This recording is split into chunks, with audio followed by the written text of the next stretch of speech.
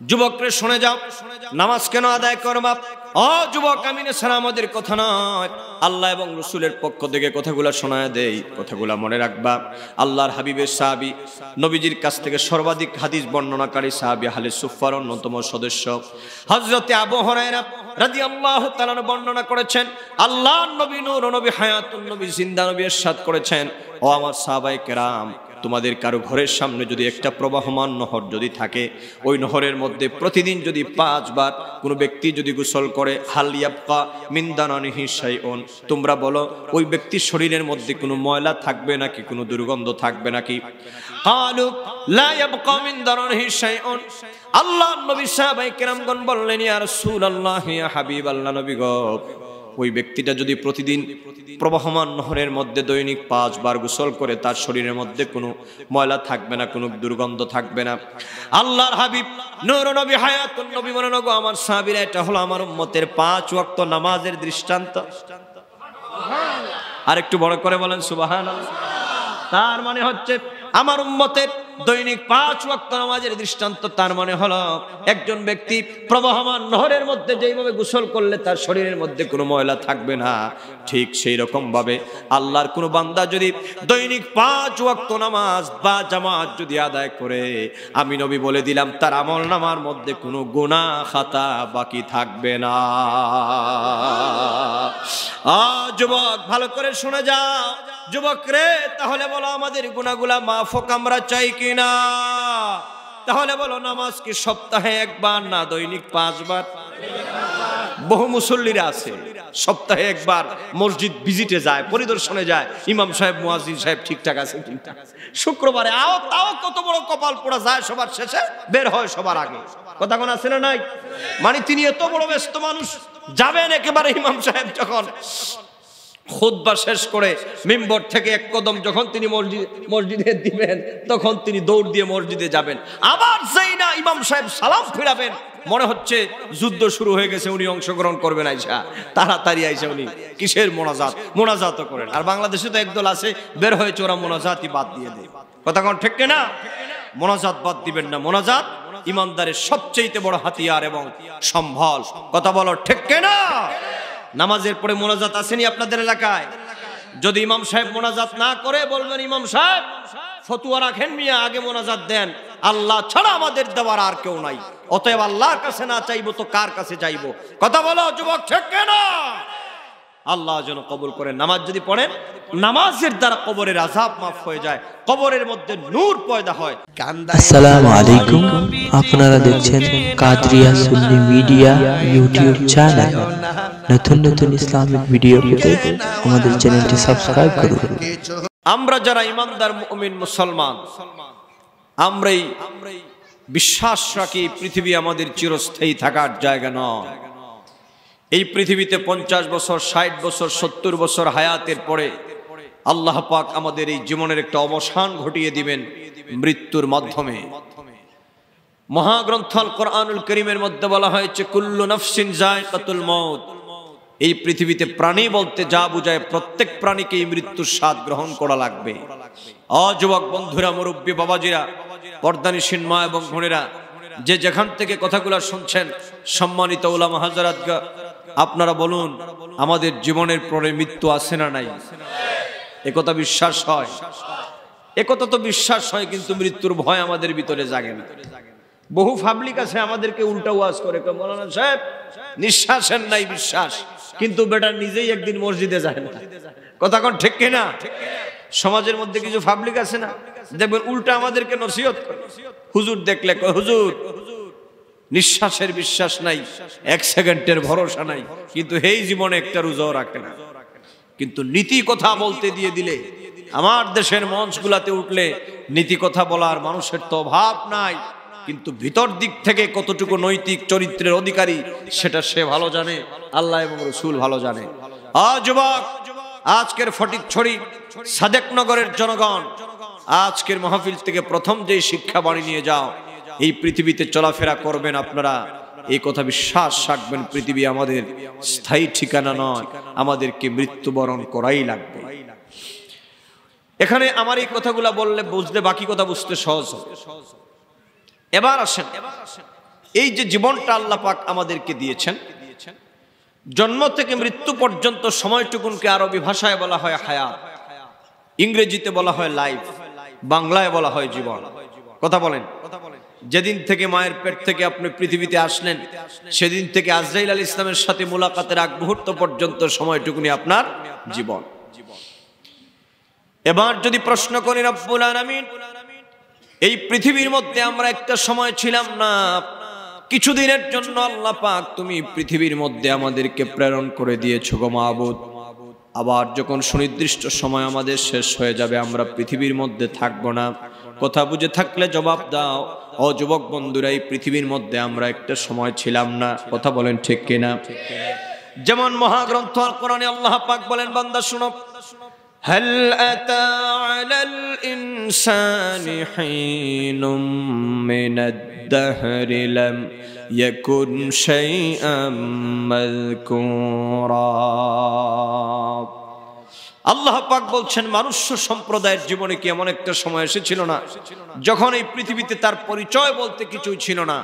এই পৃথিবীতে তোমার বাবার পরিচয় ছিল না, তোমার মায়ের পরিচয় ছিল না, তোমার দাদার পরিচয় ছিল না, তোমার কোনো বংশ পরিচয় ছিল না। তুমি খান বংশ, তুমি পাঠান বংশের, তুমি চৌধুরী বংশের। এই পৃথিবীতে আল্লাহ পাক বলছেন একটা সময় বংশের কোনো অস্তিত্ব ছিল। কথা কি আমার বুঝতেছেন ভাই? একটু লইরেন চলেন, এদিকে তাকান, আমার দিকে তাকান। যেহেতু ব্যক্তিগতভাবে আমরা নিজেরাও শিক্ষক মানুষ, চেষ্টা করি ছাত্রদেরকে যেভাবে পড়াই আপনাদেরকে মাহফিলে এইভাবে কথাগুলো বলার। এই জন্য আপনারা আমাকে মাঝে মধ্যে রিপ্লে দিবেন, কষ্ট হবে আপনাদের। এদিক সেদিক তাকাবেন না, এটা বেহেশতের বাগান। আল্লাহ পাক বলছেন, বান্দারে পৃথিবীতে একটা সময় তোমাদের প্রাণের অস্তিত্ব ছিল না। আল্লাহ পাক বলছেন, অস্তিত্বহীন থেকে আমি তোমাদেরকে অস্তিত্ব দান করে দিলাম, নিষ্প্রাণ থেকে তোমাদের ভিতরে প্রাণের সঞ্চার ঘটাইয়া দিলাম, নির্জীব থেকে তোমাদেরকে সজীবতা দান করে দিলাম। কথা বুঝে থাকলে জবাব দেন, এই পৃথিবীতে আমাদের জীবন দিয়েছেন কে? এরকম নয় শাহাদাত আঙ্গুলি আকাশের দিকে তুলে হৃদয় থেকে বলেন, আমাদের জীবন দিয়েছেন কে? বলেন আল্লাহু আকবার। একথা বিশ্বাস হয়? একথা যদি বিশ্বাস না করেন, ঈমান থাকবে? আমরা কত বড় ভাগ্যবান জানেন? আল্লাহ পাক পৃথিবীতে আমাদেরকে না দিলেও পারতেন। আচ্ছা বলেন তো, এই পৃথিবীতে আল্লাহ না দিলে পারতেন? আবার যেহেতু দিয়েছেন, আমাদেরকে না নিলেও পারতেন, যে দিলাম ফটিকছড়ির মানুষ, তোমাদের মৃত্যুবরণ আর কিছু লাগবে না। পারতেন কিনা? এবার শোনেন আমার বাবাজিরা, এবার যদি প্রশ্ন করি রব্বুল আলামিন, এই পৃথিবীর মধ্যে আমরা ছিলাম না, কিছুদিনের জন্য আল্লাহ আমাদেরকে পৃথিবীর মধ্যে তুমি পাঠিয়েছো, আবার কিছুদিন পর আমরা দুনিয়ার মধ্যে থাকবো না গো মাবুদ। আল্লাহ পাক এই জীবনটা দেওয়ার পিছনে তোমার কি উদ্দেশ্য? আল্লাহ পাক বলেন, বান্দা শুনে রাখো, এই জীবনটা আমি কেন দিলাম তোমরা শুনে রাখো। এই মর্মে মহান আল্লাহ পাক মহাগ্রন্থ আল কোরআনুল কারীমের 29 পারার শুরুতে একটা সূরা আছে, ওই সূরার নাম হলো সূরাতুল মুলক। ওই সূরাতুল মুলকের মধ্যে আল্লাহ পাক এই প্রশ্নের জবাবগুলো তিনি দান করেছেন। এখানে দুইটা প্রশ্নের জবাব দেওয়া হয়েছে। প্রথম নম্বর হলো, কেউ যদি প্রশ্ন করে জীবন তোমাদেরকে কে দিলেন? দ্বিতীয় নম্বর হলো, জীবন তোমাদেরকে কেন দিলেন? তৃতীয় নম্বর হলো, মৃত্যুকে সৃষ্টি করলেন। এই তিনটা প্রশ্নের জবাব আল্লাহ পাক এই আয়াতের মধ্যে দিয়েছেন। কথা বুঝেন আমার? বোঝা যায়? আস্তে আস্তে বলতে হবে, যেহেতু আমি খুবই ক্লান্ত। আর আমি তো আর চট্টগ্রামের, আমার এক জীবন কেটেছে চট্টগ্রামের পড়াশোনায়, চাকরি বাকরিতে। এই সাউন্ড কিন্তু বাড়ায় না, সাউন্ড ঠিকই ছিল আগের মতো করে, বাম বাম, আমার কথা বোঝা গেলেই হবে। আমি যদিও সিলেটের মানুষ, কিন্তু আমাকে মানুষ চট্টগ্রামের বললে চিনে বেশি, কারণ এক জীবন চট্টগ্রামে পড়াশোনা থাকা সব এখন নিজের কর্মব্যস্ততার কারণে, নিজের কাজের কারণে আমাকে সিলেটের দিকে আবার নিজের দেশে চলে যাওয়া হয়েছে। কাজেই চট্টগ্রামের প্রতি একটা ভালোবাসা এবং হৃদ্যতা আমাদের ভিতরে আছে। আর সিলেট আর চট্টগ্রামের মানুষের মধ্যে তো একটা আত্মিক সম্পর্ক আছে, যেহেতু আমরা আল্লাহর রাসূল এবং আল্লাহর ওলিদেরকে ভালোবাসি। কথা বলা যুবক, ঠিক কিনা? আমরা যারা আহলুস সুন্নাত ওয়াল জামাতের অনুসারী, আমরা যারা সুন্নি মুসলমান, আমাদের ওয়াজ মাহফিলগুলোকে একটু সংস্কার করতে হবে। আজকে মাহফিলের নামে রং ঢং তামাশা ফাইজলামি, তাফসিরের নামে নায়ক নায়িকাদের জীবনীও বলা হয় আমার দেশে। যেভাবে ঠিক বলছেন আপনারা, মনে হচ্ছে কথা বলছি আমি আর বক্তৃতা করি, আমি আর ভয় পান আপনারা। কথা বলো না যুবক, আছে না নাই? এরকম ওয়াজ দিয়ে বাংলাদেশের মানুষদের নীতি নৈতিকতা মানুষদেরকে সংশোধন করা সম্ভব নয়। প্রথম নম্বর, আপনারা যারা শ্রোতা আছেন আপনাদের ভিতরে একটা চিন্তা থাকতে হবে যে আমরা হক্কানি রব্বানি আলেমদেরকে দাওয়াত দিব কোরআন সুন্নাহ শোনার জন্য। কথা কোন ঠিক কিনা? আর আলেমদের ভিতরেও সেই খুলুসিয়ত থাকতে হবে যে আমি কিছু কথা বলবো, নিজেও সংশোধন হব, মানুষেরও যেন সংশোধন হয়, সত্যকে তুলে ধরতে হবে। এটাই হচ্ছে আমাদের ওয়াজের উদ্দেশ্য। গাল গল্প কিচ্ছা কাহিনী রং ঢং সারা জীবন শুনতে পারবেন, কিন্তু এটার দ্বারা বিরাট কোনো ফায়দা হবে না। আমরা আহলুস সুন্নাত ওয়াল জামাতের অনুসারী, আমরা কোরআন সুন্নায় যা আছে আমরা তা মানি, কোরআন সুন্নায় যা নাই আমরা তা মানি না। এই জন্য আমাদের পরিচয় হচ্ছে আমরা সুন্নি। ডান হাত তুলে বলেন ঠিক কিনা? এই জন্য আমরা কোরআন সুন্নায় বিশ্বাস। এবার আসেন, জীবন আল্লাহ পাক কেন দিলেন এবং জীবনটা কে দিলেন, মৃত্যুটা কে সৃষ্টি করলেন? এই মর্মে আল্লাহ পাক বলেন, বান্দা শোনো, তাবারাকাল্লাযী বিয়াদিহিল মুলকু ওয়া হুয়া আলা কুল্লি শাইইন কাদির الذي خلق الموت والحياة ليبلوكم أيكم أحسن عملا। জোরে বলুন আল্লাহু আকবার, মুহাব্বতে বলুন ইয়া রাসূলুল্লাহ। এই আয়াতের মধ্যে তিনটা প্রশ্নের জবাব আমার আল্লাহ পাক, আমার মহান রব, আমার মহান মালিক আল্লাহ পাক তিনি প্রদান করেছেন। প্রথম প্রশ্ন হলো, বান্দারে এই পৃথিবীর মধ্যে যদি তোমাদেরকে কেউ প্রশ্ন করে জীবনটা কে দিলেন, তখন তোমরা বলবা তাবারাকাল্লাযী বিয়াদিহিল মুলক, সর্বময় ক্ষমতার মালিক যে আল্লাহ পাক তিনি আমাদের জীবন দান করেছেন। দ্বিতীয় নম্বর হচ্ছে, এই পৃথিবীর মধ্যে আল্লাহ পাক তিনি তোমাদের জীবনটা কেন দিলেন? আল্লাহ পাক বলেন, বান্দারে জীবনটা আমি কেন দিলাম তোমরা জানো নি? আল্লাহ পাক বলেন, আল্লাযী খালাকাল মাউতা ওয়াল হায়াতা, আমি আল্লাহ পাক, আমি হচ্ছে সেই মহান রব, সেই মহান আল্লাহ যে আল্লাহ পাক তোমাদের জীবন দিলাম, এবং আমি আল্লাহ পাক যে আল্লাহ পাক, আমি সেই আল্লাহ যে আল্লাহ তোমাদের মৃত্যু আমি আল্লাহ সৃষ্টি করলাম। তার মানে আমাদের জীবনও দিয়েছেন আল্লাহ। ও যুবক, ও যুবক বন্ধুরা ভালো করে শোনো, আমার মুরব্বী বাবাজিরা, ও বাজান, পৃথিবীর মধ্যে কয়দিন বাঁচবেন বলা যায় না। আল্লাহর নবী, নূর নবী, হায়াতুন নবী, জিন্দা নবী বলেছেন, উম্মত তোমাদের যাদের একটা চুল পেকে গেছে, একটা দাড়ি পেকে গেছে, বুঝবা পৃথিবীতে তোমার গ্রিন সিগন্যাল, গ্রিন অ্যালার্ট তোমার জারি হয়ে গেছে। তার মানে তোমার পাসপোর্ট আর ভিসা তোমার রেডি হয়ে গেছে। কোন দিন জানি মৃত্যু নামক ফ্লাইট তোমার দরজায় চলে আসবে, আর ওই মৃত্যু নামক ফ্লাইটে করে তোমাকে এমন দেশের মধ্যে চলে যাওয়া লাগবে যেই দেশের মধ্যে একবার গেলে পড়ে আবার পিছনের দিকে আবার ফিরত আসার কোনো সম্ভাবনা নাই।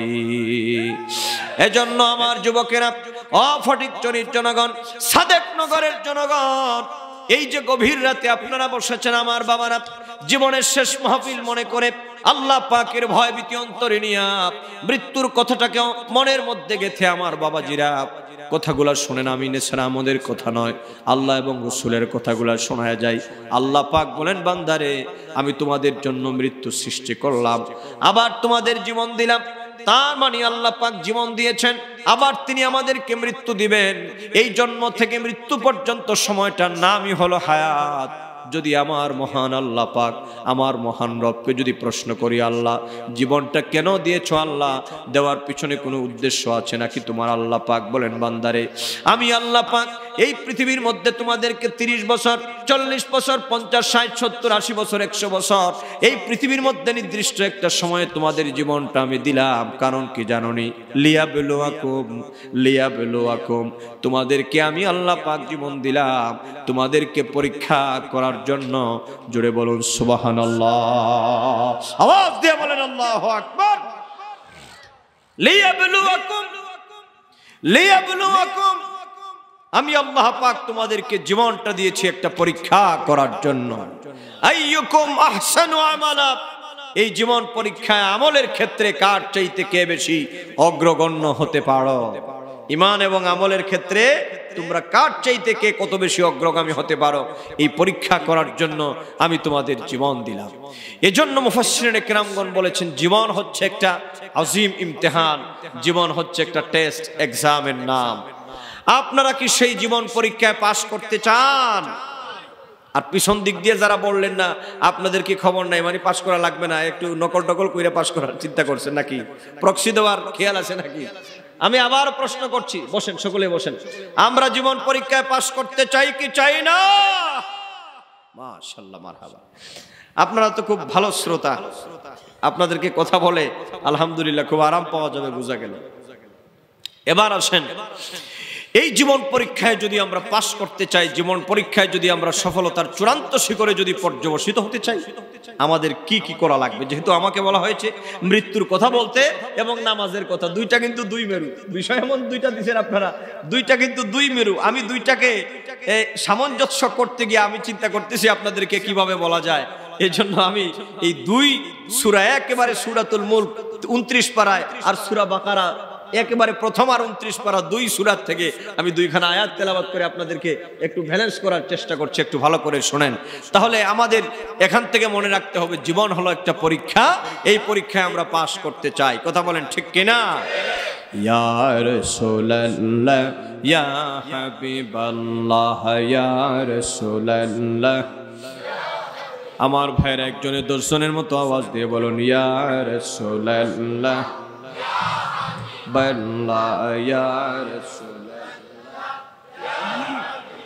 গোসল করায়া কফন পড়ায়া দিবে গো যখন কবরে শোয়ায়া, গোসল করায়া কফন পড়ায়া দিবে গো যখন কবরে শোয়ায়া, লয় গো কোলে গোলাম বলিয়া, লয় গো কোলে গোলাম বলিয়া, ইয়া রাসূলুল্লাহ ইয়া হাবিবাল্লাহ। এক জুড়ে জুড়ে ইয়া রাসূলুল্লাহ।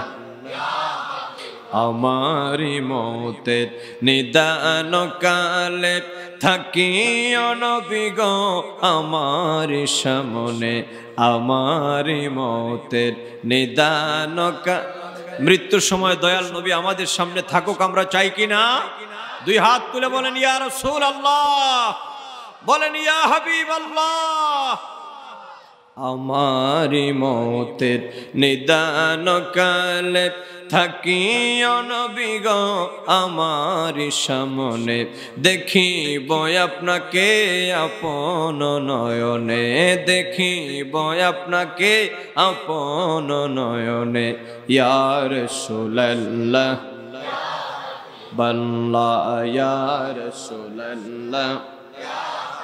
দেখিলে নবী গো চেহারায় আনোয়ার, মৌতের যন্ত্রণা থাকবে না আমরার, দেখিলে নবী গো চেহারায় আনোয়ার, মৌতের যন্ত্রণা থাকবে না আমরার, দিবেন গো দেখা দুনিয়ার মাজার, দিবেন গো দেখা দুনিয়ার মাজার, ইয়া রাসূলুল্লাহ বাল্লাহ ইয়া রাসূলুল্লাহ।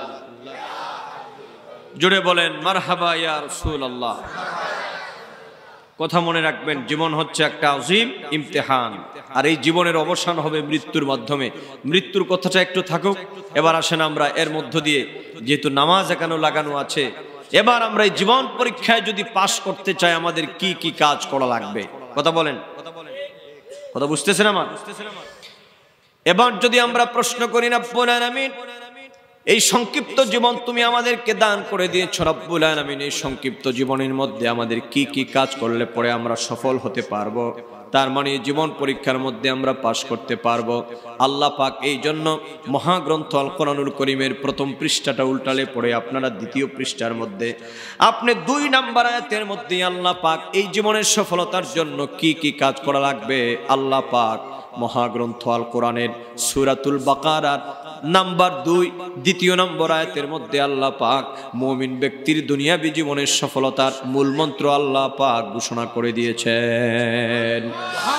এই জন্য আল্লাহ পাক বলেন, বান্দা শুনে রাখো, আলিফ লাম মিম যালিকাল কিতাবু লা রাইবা ফীহি হুদাল লিল মুত্তাকিন الذين يؤمنون بالغيب ويقيمون الصلاة ومما رزقناهم ينفقون والذين يؤمنون بما أنزل إليك وما أنزل من قبلك وبالآخرة هم يوقنون أولئك على هدى من ربهم وأولئك هم المفلحون জোরে বলুন আল্লাহু আকবার। জীবনের সফলতার মূল মন্ত্র ঘোষণা করা হচ্ছে। আল্লাহ পাক বলছেন এই পৃথিবীতে সফলতার জন্য, দুনিয়ার ক্ষণস্থায়ী জীবনের সফলতার জন্য তোমাদেরকে কিছু কাজ করা লাগবে। এখানে দুই একটি কথা আমি না বললেই না। এই পৃথিবীতে মানব জীবনের সফলতার জন্য পৃথিবীর সমাজ বিজ্ঞানী আর রাষ্ট্রবিজ্ঞানীরা বহু থিওরি আর মতবাদ তারা পেশ করেছে। আপনারা যারা কলেজ বিশ্ববিদ্যালয়ে পলিটিক্যাল সায়েন্স পড়েছেন, সোশিওলজি পড়েছেন, আপনারা যারা ম্যাকিয়াভেলি পড়েছেন, অ্যারিস্টটল পড়েছেন, আপনারা জানেন এই পৃথিবীর সমাজবিজ্ঞানী আর রাষ্ট্রবিজ্ঞানীরা মানুষের সংক্ষিপ্ত এই জীবনে সফলতার জন্য বহু থিওরি তারা পেশ করেছে। কিন্তু অত্যন্ত দুঃখজনক হলো সত্য কথা, পৃথিবীর মানব রচিত কোনো মতবাদ দিয়ে, মানুষের মন মস্তিষ্ক ধারণা প্রসূত চিন্তা ধারণার দ্বারা প্রণীত কোনো সিদ্ধান্ত এবং মতবাদ এবং ধারণা থিওরি দিয়ে এই পৃথিবীর মানব সম্প্রদায়দেরকে তারা এক মুহূর্তের জন্য সফলতা শিখরে তারা পৌঁছাতে সক্ষম হয় নাই। কারণটা কি? কারণটা হলো এই পৃথিবীতে সফলতা ব্যক্তি কোনো ব্যক্তিকে দিতে পারে না।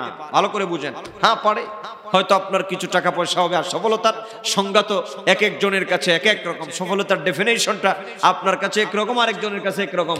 যেমন আমার এক মাইকওয়ালা ভাই, সে ফর এক্সাম্পল মাইকওয়ালা ভাই, ও যদি মাইকের সাউন্ডটা খুব ভালো করে দিয়ে, সাউন্ড সিস্টেমটা ভালো সার্ভিস দিয়ে যেতে পারে, সে বলবে আলহামদুলিল্লাহ আজকে একটা সফল মাহফিল করে আসলাম। কথা কোন ঠিক না? এটাই তো মানে মানুষের এক একজনের কাছে সফলতার ধারণা হচ্ছে এক এক রকম। কিন্তু একজন মুমিন, আমরা যারা ইমানদার, কথা বুঝেন, বক্তৃতা শুরু করেছিলাম কি দিয়ে? আমরা ইমানদার। আমরা যারা ইমানদার, এই পৃথিবীর মধ্যে দুনিয়ার ক্ষণস্থায়ী জীবনের টাকা পয়সা, ধন দৌলত, বাড়ি গাড়ি, ক্ষমতা, নেতৃত্ব, কর্তৃত্ব, মিলস, ফ্যাক্টরি আর ইন্ডাস্ট্রি, পৃথিবীর এমপি, মন্ত্রী, মিনিস্টার হওয়া, পৃথিবীর প্রেসিডেন্ট আর প্রাইম মিনিস্টার হওয়াটাই জীবনের চূড়ান্ত সফলতা নয়। জীবনের চূড়ান্ত সফলতা হলো আল্লাহ পাক জাল্লা শানহু আম্মা নাবালহু, তিনি বলেছেন কোন ব্যক্তি যদি পৃথিবীর মধ্যে খাঁটি ইমানদার মুমিন হতে পারে, আর যদি আমলটা যদি ভালোভাবে আমলি জিন্দেগি যদি মজবুত করে কবরের মধ্যে আসতে পারে, আর আল্লাহ পাক যাকে বিনা হিসাবে আমার দয়াল নবীর শাফাতে কুবরা নসিব করে দিয়া, যাকে আল্লাহ বিজলির গতিতে পুল সিরাত পার করায়া আমার দয়াল নবীজির নূরানি হাত মুবারক থেকে এক পেয়ালা হাউজে কাউসারের পানি পান করায়া বিনা হিসাবে যাকে জান্নাতুল ফেরদাউস দিবেন, এটাই হচ্ছে ইমানদার ব্যক্তির জীবনের সবচেয়ে বড় সফলতা। আওয়াজ দিয়ে বলো যুবক, ঠিক কিনা? বলো ঠিক কিনা? এই সফলতা আমরা চাই কিনা? কারণ একজন মুমিনের কাছে এই দুনিয়ার জীবন খুবই ক্ষণস্থায়ী এবং খুবই তুচ্ছ। কথা বলো ঠিক না? এবার আসেন, এই পৃথিবীতে আমাদের কিছু দায় দায়িত্ব আছে। দুনিয়াও তো লাগবে, কথা মানে দুনিয়া লাগবে না? এখানে আরেকটি কথা না বললেন আপনারা ভাবতে পারেন হুজুর তাইলে কি আমাদের দুনিয়া বাদ দিয়ে সারাদিন খালি তসবিহ নিয়ে সুবহানাল্লাহ আলহামদুলিল্লাহ পড়বো নাকি? না, এরকম নয় বিষয়টা। আমাদের দিনও লাগবে, দুনিয়াও লাগবে। এটা আমার কথা নয়, এই কথাটাও আমার আল্লাহ পাক মহাগ্রন্থ আল কোরআনুল কারীমের মধ্যে তিনি বলেছেন, বান্দা আমার কাছে দোয়া করবা, রব্বানা আতিনা ফিদ দুনিয়া হাসানাতাও ওয়া ফিল আখিরাতি হাসানাহ ওয়া কিনা আযাবান নার। পারেন না সকলে? হৃদয়ের গভীর থেকে আমার সাথে উচ্চারণ করুন। আল্লাহ পাক অভাব দূর করে দিবেন, বিপদ মুশকিল মুসিবত দূর করে দিয়া পৃথিবীর মধ্যে সম্মানজনক জীবন জীবিকা আল্লাহ পাক আমাদেরকে দান করে দিবেন। এজন্য আমার ও সাদেক নগরের জনগণ, 5 কোটি তালুকদার বাড়ি বাড়িতে আয়োজিত আজকের সুন্নি সম্মেলনের জনতা, আমার সাথে সকলে কেউ জবান বন্ধ রাখবেন না, সকলে গভীর রাতে আল্লাহ পাকের দরবারে নিবেদন করে বলুন, রব্বানা আতিনা ফিদ দুনিয়া হাসানাতাও ওয়া ফিল আখিরাতি হাসানা ওয়া কিনা আযাবান। এখানের মধ্যে আল্লাহ পাকের শেখানো ভাষা এটা, এই ভাষাটা আমাদের নয়, এটা কার শেখানো ভাষা? আরে আল্লাহু আকবার বলো, আল্লাহু আকবার। আমার মহান রব, আমার মহান মালিক, তিনি তার ইমানদার মুমিন মুসলমানদেরকে শিক্ষা দিচ্ছেন আর বলছেন, বান্দারে আমার শেখানো ভাষায় তোমরা বলো, রব্বানা আতিনা ফিদ দুনিয়া হাসানা, রব্বুল আলামিন তুমি আমাদেরকে দুনিয়ার হাসানা দান করো, মানে কল্যাণ তুমি দান করো, ওয়া ফিল আখিরাতি হাসানা, পরকালীন কল্যাণ তুমি আমাদেরকে দান করো, ওয়া কিনা আযাবান নার, এবং তোমার জাহান্নামের আগুন থেকে আমাদেরকে বাঁচায়া দাও। এবার প্রশ্ন হচ্ছে, দুনিয়ার হাসানা কি আর পরকালীন জীবনের হাসানা কি? নবম শতকের মুজাদ্দিদ ইমামে জালালুল মিল্লাত ওয়াদ্দিন, যাকে আল্লামা জালালউদ্দিন আস-সুয়ুতী রাহমাতুল্লাহি আলাইহি হিসাবে আপনারা চিনেন, যার সিনার ভিতরে আমার নবীর 2 লক্ষ হাদিস মুখস্থ ছিল, যিনি আমার দয়াল নবীকে 75 বার জাগ্রত অবস্থায় স্বপ্ন যুগে দেখতে পেয়েছিলেন, আল্লামা ইমাম জালালউদ্দিন সুয়ুতী রাহমাতুল্লাহি আলাইহি, তিনি বর্ণনা করেছেন পৃথিবীর মানব সম্প্রদায় দুনিয়ার হাসানা হলো 2টা। কথা বলেন কয়টা? দুনিয়ার হাসানা হলো 2টা। প্রথম নম্বর হলো এই পৃথিবীর মধ্যে আমার মহান আল্লাহ পাক, এই বিশ্ব জগতের মধ্যে আল্লাহ পাক যাকে বসবাস করার জন্য একটা বাড়ি আল্লাহ পাক দান করেছেন। আর দ্বিতীয় নম্বর হলো জীবন সঙ্গী হিসাবে আল্লাহ পাক যাকে একজন সতী সাদী নারী আল্লাহ পাক দান করেছেন, একটা বসবাসের বাড়ি আর একজন সতী সাদী নারী, এই 2টাই হলো দুনিয়ার হাসানা। কোন সুবহানাল্লাহ, আল্লাহু আকবার বলেন, আল্লাহু আকবার। আসেনি আপনাদের এই 2টা? কথা বলেন, আছে? কাদের নাই একটু হাত তুলেন। ও, 2টা তো না থাকুক, একটা না থাকতে পারে, অনেক যুবকের আছে, কিন্তু আমাদের বাড়িও আছে। যারা বিবাহ শাদী করেছেন আল্লাহ পাক আপনাদেরকে একজন সতী সাদী নারীও দিয়েছেন। এরপরও আমার দেশের জনগণ খালি হায় হায় নাই নাই। আয় যুবক, কথা বলো ঠিক কিনা? এই হায় হায় নাই নাই করে কি করবেন? আল্লাহ তো দুনিয়ার হাসানা আপনাকে দানই করে দিয়েছেন, সুবহানাল্লাহ বলেন। আর পরকালীন জীবনের হাসানা হলো ভয়াল হাসরের ময়দান যেদিন কায়েম হয়ে যাবে। ও যুবক রে, কথা বলো, এই জীবনের পরে, জীবন অবসানের পরে, কবর দেশের পরে আমাদের জন্য হাসরের ময়দান আছে না নাই? আসতে কবেন না, তাড়াতাড়ি বলেন, আছে না নাই? এই জন্য আমরা প্রত্যেকটা নামাজের প্রত্যেকটা রাকাতে, ফরজ বলেন, ওয়াজিব বলেন, সুন্নত বলেন, নফল বলেন, প্রত্যেকটা নামাজের প্রত্যেকটা রাকাতের মধ্যে আমরা একটা সূরা পড়ি। ওই সূরার নাম হলো সূরাতুল ফাতিহা। ওই সূরাতুল ফাতিহার মধ্যে আমরা কি বলি? আলহামদুলিল্লাহি রাব্বিল আলামিন। পড়েন যারা পারেন, আলহামদুলিল্লাহি রাব্বিল আলামিন আর রহমানির রহিম মালিকি ইয়াউমিদ্দিন। বলেন, মালিকি ইয়াউমিদ্দিন।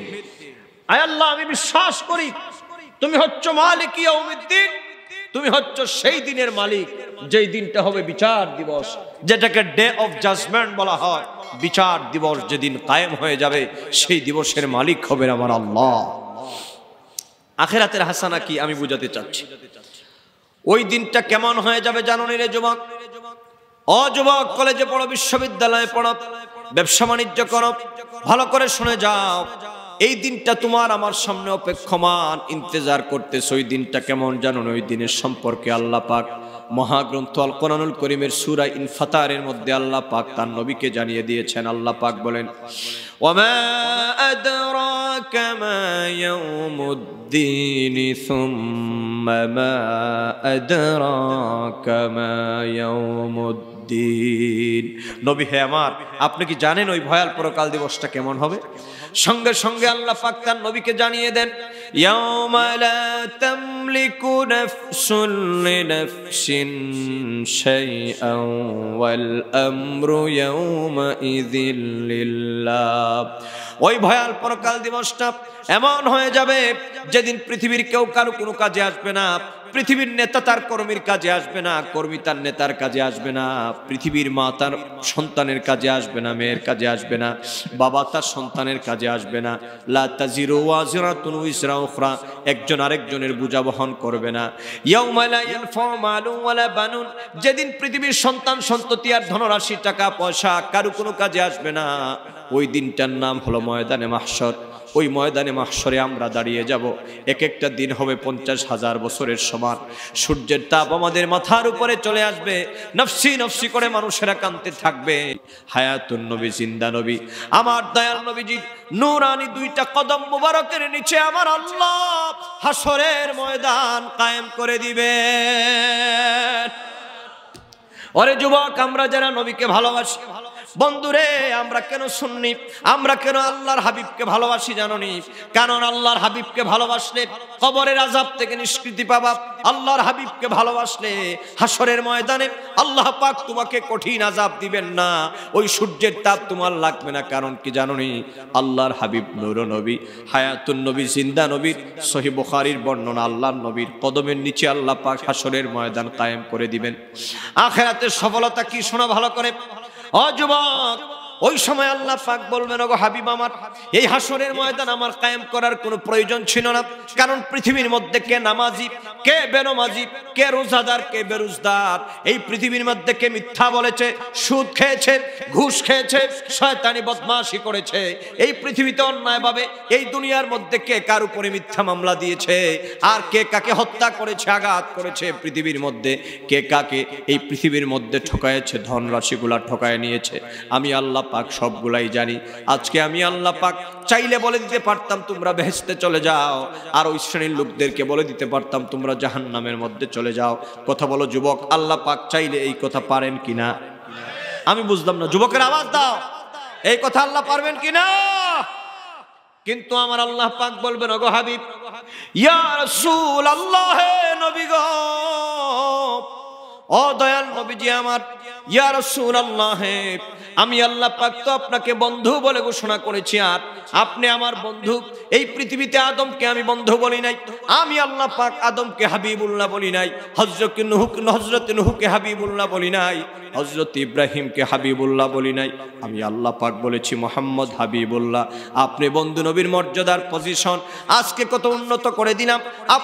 আপনি নবীর পজিশন কত যে মহান, আপনি নবীর মর্যাদা এবং শান প্রমাণ করার জন্য আমি আল্লাহ পাক আজকে কায়েম করে দিলাম হাশরের ময়দান। আল্লাহু আকবার, বলো আল্লাহু আকবার।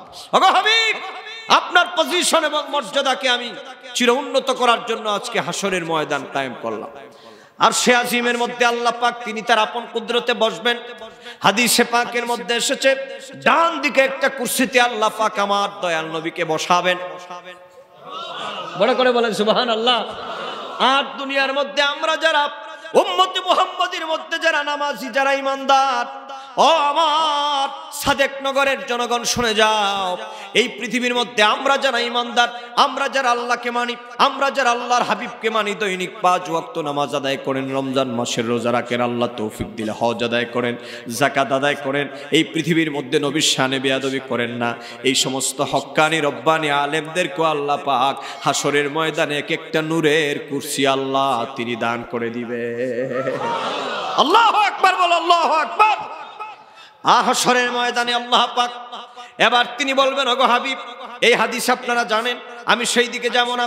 হাশরবাসীরা ওই যে তাপের কারণে পাপী উম্মতগুলি হাশরের ময়দানে তারা আল্লাহ পাকের নবীদের কাছে চলে যাবে, আদম নবীর কাছে যাবে, নূহ নবীর কাছে যাবে, হযরতে ঈসা নবীর কাছে যাবে। ঈসা নবীর কাছে আসার পরে আমার নবীর কাছে রেফার করে দেওয়া হবে, বলা হবে আজকে কোনো নবীর আল্লাহর দরবারে চাইতে পারবে না, আজকে তো আল্লাহ পাক কাহ্হার জব্বার, কেউ আল্লাহর সাথে কথা বলতে পারবে না। আজকে যদি তোমরা আল্লাহর দরবার থেকে কোনো দাবি দাওয়া আদায় করতে চাও, তার মানে বিচার যদি তাড়াতাড়ি করাতে চাও, তাহলে ওই যে দেখো তোমরা লাওয়ায়ে হামদের পাশে, ওই যে দেখো তোমরা একজন মহান নবী যিনি দাঁড়িয়ে আছেন তিনি সকল নবীদের নবী, তিনি আমাদেরও নবী মুহাম্মদুর রাসূলুল্লাহ সাল্লাল্লাহু আলাইহি ওয়াসাল্লামের কাছে চলে যাও। আল্লাহর হাবিবের কাছে সকলে আমরা চলে যাব।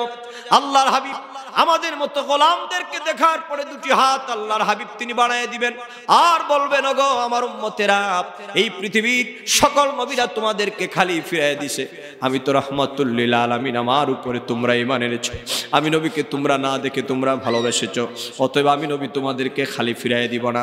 সহিহ বুখারীর বর্ণনা, আমার দয়াল নবী সিজদার মধ্যে পড়ে যাবেন, আল্লাহ পাক বলবেন, ইরফা রাসাক ইয়া হাবিবি, ওগো বন্ধু নবী আমার, আপনি আপনার মাথা মোবারক উঠান।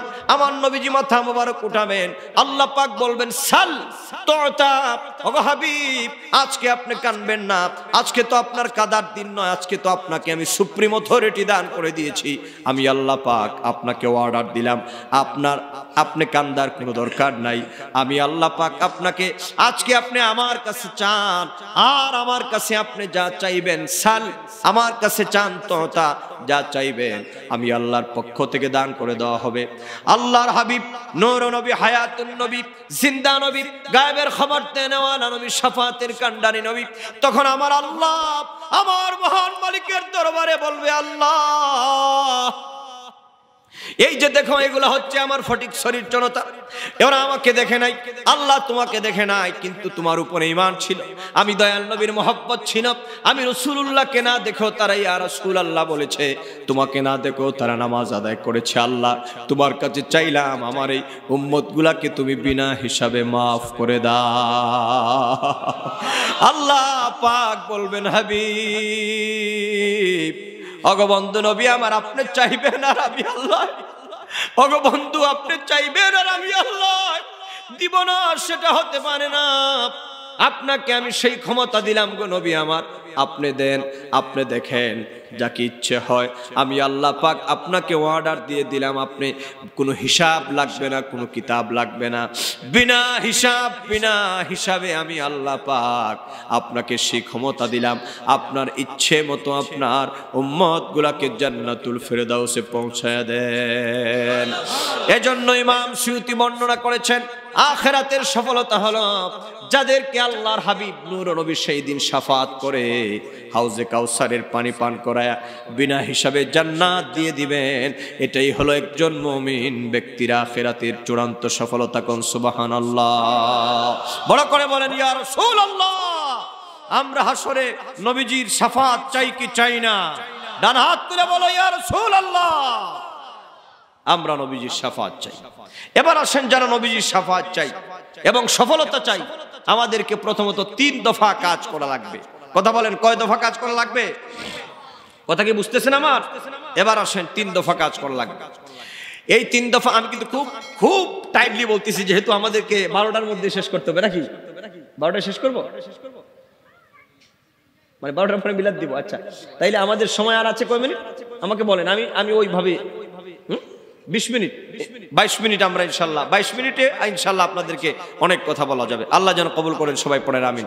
শাফায়াতের কান্ডারে মদিনাওয়ালা আমার, শাফায়াতের কান্ডারে মদিনাওয়ালা ইয়া মুহাম্মদ মুস্তাফা নবী সাল্লাল্লাহু আলাইহি ইয়া মুহাম্মদ মুস্তাফা। যুবকের আওয়াজ দিয়ে বলো আল্লাহর হাবিবের শানে ইয়া মুহাম্মদ মুস্তাফা নবী সাল্লাল্লাহু আলাইহি ইয়া মুহাম্মদ। শাফায়াতের কান্ডারি মদিনাওয়ালা আমার শাফ, মারহাবা জোরে, মদিনাওয়ালা ইয়া মুহাম্মদ। এই ভাইজান আপনার নাম জানি কি? জুবাইর ভাই, ঠিক আছে ইনশাআল্লাহ। আপনি জানেন না কিন্তু আবার। আল্লাহর নূরে সৃজন যিনি, গায়েবের খবর তার মুখেতে শুনি। আল্লাহর নূরে সৃজন যিনি গায়েবের খবর তার মুখেতে শোনে দোসরা কোনো মাবুদ নাই এক আল্লাহ বলো দোসরা কোনো মাবুদ নাই এক আল্লাহ ইয়া মুহাম্মদ মুস্তাফা নবী সাল্লাল্লাহু আলাইহি মুহাম্মদ মুস্তাফা নবী শাফায়াতের কান্ডারি মদিনাওয়ালা আমার শাফায়াতের মদিনাওয়ালা ইয়া মুহাম্মদ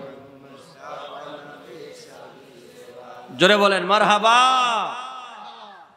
প্রথম বলেছি জীবন হচ্ছে একটা পরীক্ষা, আর এই পরীক্ষার অবসান হয়ে যাবে মৃত্যুর মাধ্যমে।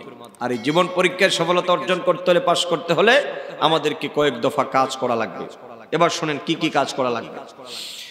এই মর্মে যদি আল্লাহ পাককে প্রশ্ন করি না, পুনারামিন আমরা তোমার বান্দা, এই দুনিয়া তো আমরা সফলতা চাই, পরকালীন জীবনও সফলতা চাই, আল্লাহ পাক কি কি কাজ করা লাগবে? আল্লাহ পাক বলেন বান্দা শোনো, আল্লাযীনা ইউমিনুনা বিল গায়ব ওয়া ইউকিমুনাস সালাতা ওয়া মিম্মা রাযাকনাহুম ইউনফিকুন। প্রথমত আল্লাহ পাক বলছেন জীবন সফলতার মূল মন্ত্র ঘোষণা করা হচ্ছে। জীবন সফলতার কোরআনী থিওরি শুনেন। আল্লাহ পাক বলছেন আল্লাযীনা ইউমিনুনা বিল গায়ব, অদৃশ্যের উপর ঈমান আনবে যারা। দ্বিতীয় নম্বর হচ্ছে ওয়া ইউকিমুনাস সালাত, নামাজ কায়েম করবে যারা। তৃতীয় নম্বর হচ্ছে ওয়া মিম্মা রাযাকনাহুম ইউনফিকুন, মহান আল্লাহ পাক যাকে যেই পরিমাণ ধন সম্পদ দান করেছেন সেখান থেকে আল্লাহ এবং রাসূলের রাহে দান সদকা করবে যারা। এই আয়াতের শেষে আল্লাহ পাক বলেছেন উলাইকা আলা হুদাম মির রাব্বিহিম ওয়া উলাইকা হুমুল মুফলিহুন। পড়েন যারা পড়েন উলাইকা আলা হুদাম মির রাব্বিহিম ওয়া উলাইকা হুমুল মুফলিহুন। নিশ্চয় তারা আপনার রবের দেখানো পথের উপরই আছে এবং ওয়া উলাইকা হুমুল মুফলিহুন, ওরাই হবে দুনিয়া এবং আখিরাতে সফল কাম। আমি যদি প্রশ্ন করি আমরা দুনিয়া এবং পরকালের সফলতা চাই কি চাই না? যুবকের আওয়াজ কিন্তু হয় নাই, যুবকের আওয়াজ দাও। আমরা দুনিয়া এবং পরকালীন জীবনের সফলতা চাই কি না? মাশাআল্লাহ, মারহাবা।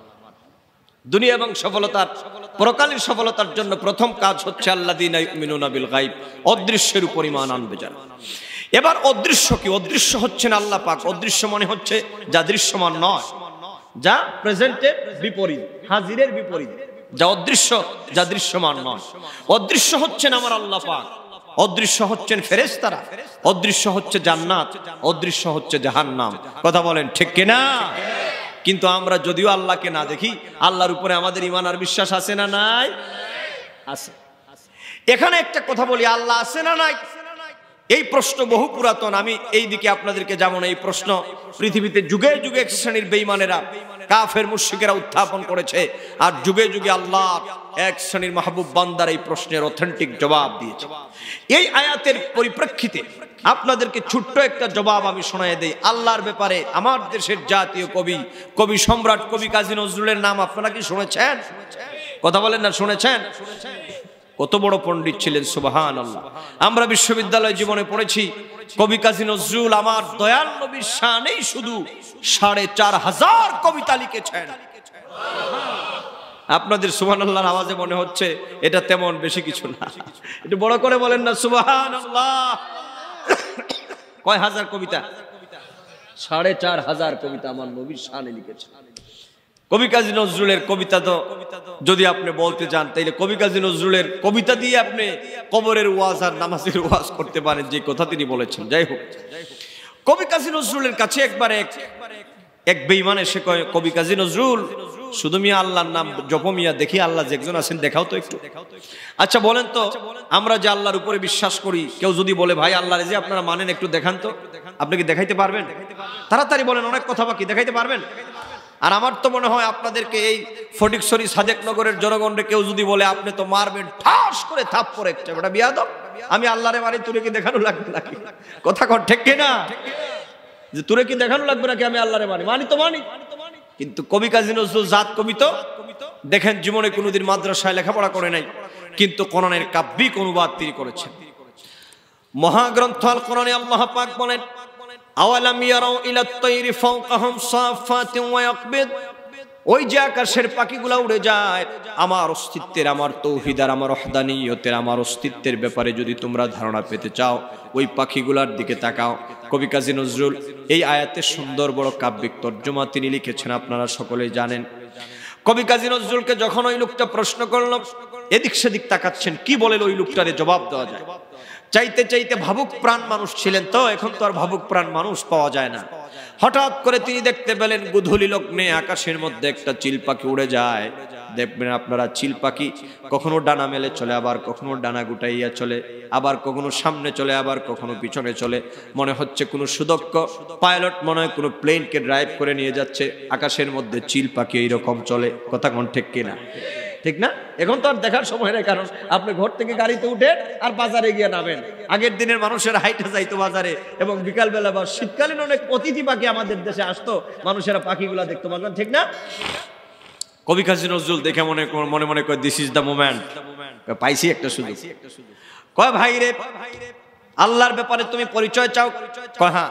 কয় শুনে রাখো, আমাদের বিশ্বাস হচ্ছে আল্লাহকে দেখা যায় না, কিন্তু আল্লাহ পাক আছেন এটা সত্য, কিন্তু আল্লাহর অস্তিত্বের অনুভব করা যায়।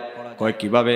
কয় আল্লাহকে দেখা যায় না, মহাগ্রন্থ আল কোরআনে আল্লাহ পাক বলেছেন, লা তুদরিকুল আবসার, এই পৃথিবীর দৃষ্টি শক্তি আমাকে মুহাইয়া করতে পারবে না। লাইসা কামিসলিহি শাইউন, এই পৃথিবীতে আমি আল্লাহর কোনো মিসলিয়ত নাই, কিন্তু আমি আল্লাহ পাকের অস্তিত্বের অনুধাবন করা যায়, অনুভব করা যায়। লোকটা বলে, কয় ভাই কিভাবে? নাস্তিকটা বলতেছে, কয় কিভাবে? কিভাবে আমাকে একটু বলো, আল্লাহ পাকের অস্তিত্বের অনুভব করা যায়? কয় আকাশের দিকে তাকাও, কি দেখা যায়? কয়েকটা পাখি দেখা যায়। এবার কবি কাজী নজরুল আল্লাহ পাকের অস্তিত্বের ব্যাপারে জবাব দিচ্ছেন কবিতার ভাষা। কবি নজরুল কয়, দেখো না কি উড়ে পাখি, মেলিয়া দুটি লঘু ডানা, উড়িয়া বেড়ায় শূন্যের পড়ে, নাহি তার কোনো মানা। আবার সে ডানা গুটাইয়া চলে, কিন্তু পড়ে না কভু, বলো কে বা তারে শূন্যে রাখিছে ভিন্ন সে এক প্রভু। আল্লাহু আকবার, বলো আল্লাহু আকবার। রে নাস্তিক, তাকায় দেখ, এই যে আকাশের মধ্যে পাখিটা চলতেছে, কখনো ডানা মেলে চলে, আবার কখনো ডানা গুটাইয়া চলে, কখনো সামনে চলে, পিছনে চলে, উপরে চলে, নিচে চলে। কোনো ইঞ্জিন নাই, কোনো ফুয়েলিং সিস্টেম নাই, কোনো নাবিকার পাইলট নাই, পাইলট বিহীন, ফুয়েলিং সিস্টেম বিহীন এই পাখিটাকে মহাশূন্যে উড়ার তৌফিক এবং সুযোগ যিনি দিয়েছেন, ক্ষমতা যিনি দিয়েছেন, তিনি হচ্ছেন আমার আল্লাহ। লা ইলাহা ইল্লাল্লাহ, লা ইলাহা